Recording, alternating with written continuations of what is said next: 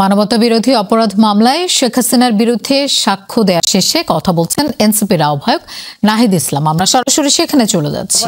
আপনাকে নিজেকেও তো হুমকি দেওয়া হয়েছিল যে আপনি যেন আর ফিরে আসতে পারবেন না, সেটা যদি একটু। আমাকে গুম করা হয়েছিল। আমি যদি বেঁচে থাকতে চাই, অন্য সমন্বয়কদের যদি মুক্তি নিশ্চিত করতে চাই, তাহলে আমরা যাতে আন্দোলন থেকে সরে আসি। আমাদের অভিভাবকদেরকে হেনস্থা করা হয়েছে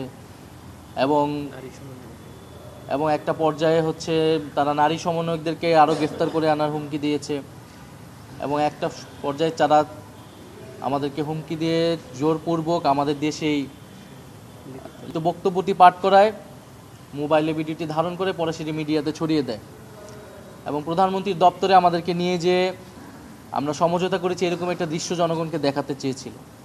আমরা তখন অনশন শুরু করি এবং বাইরে যেহেতু রিট হয়েছিল, আইনজীবীর আন্দোলন করছিল, আমাদের শিক্ষকরা এবং সাধারণ মানুষ আন্দোলন করছিল আমাদের মুক্তির দাবিতে, সেই প্রেক্ষাপটে আমাদেরকে তখন ডিবি ছাড়তে বাধ্য হয় এবং ছেড়ে আমরা আমাদের অবস্থান তখন পরিষ্কার করেছিলাম।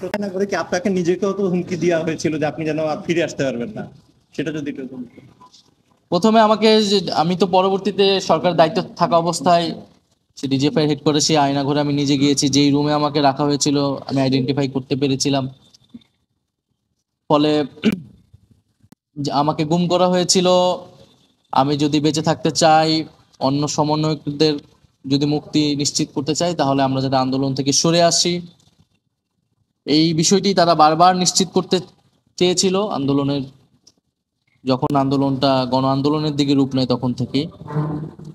ফলে আদালতের কাছে এটাই প্রত্যাশা থাকবে যাতে এখানে যারাই এই ঘটনার সাথে জড়িত, আমি গতকালও যেটা বলেছি আজকেও পুনর্বক্ত করছি, পুলিশ, র্যাব, বিজেপি, সেনাবাহিনী, যত বাহিনীর যে সকল সদস্যরা এই হত্যাকাণ্ডে, নির্যাতনে, গুমে অংশগ্রহণ করেছে এবং যাদের নির্দেশনায় এগুলো সংঘটিত হয়েছে, শেখ হাসিনা স্বরাষ্ট্রমন্ত্রী সহ, তাদের যাতে কঠোর শাস্তি দেওয়া হয়।